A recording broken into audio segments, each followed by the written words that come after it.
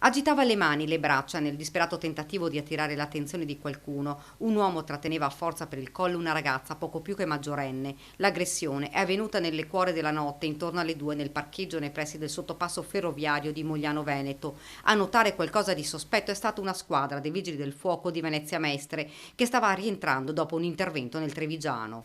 Passando per questa strada i pompieri si sono accorti della giovane. Poteva essere un saluto, ma loro per sicurezza sono tornati indietro, per fortuna, perché la ragazza, sotto shock e spaventata, era bloccata dall'aggressore.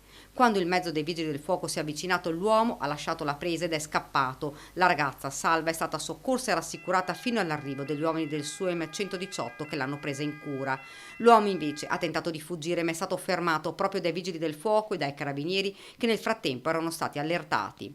È stato poi portato in caserma per essere ascoltato dai militari. Una vicenda inquietante che senza l'intervento dei soccorritori poteva finire diversamente. Fortunatamente i vigili del fuoco sono intervenuti subito, si sono accorti della situazione pericolosa che si stava creando e sono intervenute subito anche le pattuglie dei carabinieri e si è scongiurato il peggio.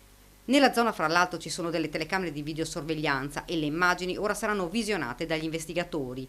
Molte le domande che rimangono per ora senza una risposta. L'aggressore sembrerebbe un uomo già conosciuto alle forze dell'ordine e residente in un comune vicino. Sembra, ma è il condizionale d'obbligo, che la ragazza residente nel Moglianese non conoscesse l'aggressore. Le indagini sono affidate ai carabinieri della locale stazione. L'appello del sindaco. Sono vicende che, ahimè, capitano spesso in questo periodo post-lockdown. Abbiamo visto aumentare la violenza contro le donne, bisogna intervenire, noi stiamo facendo la nostra parte, stiamo sensibilizzando, ci vuole massima attenzione e denunciare e non voltarsi dall'altra parte se si vedono fatti di questo genere. Una zona tranquilla, ci dicono i residenti, durante il giorno. Per conto mio fino adesso mia figlia vive qua.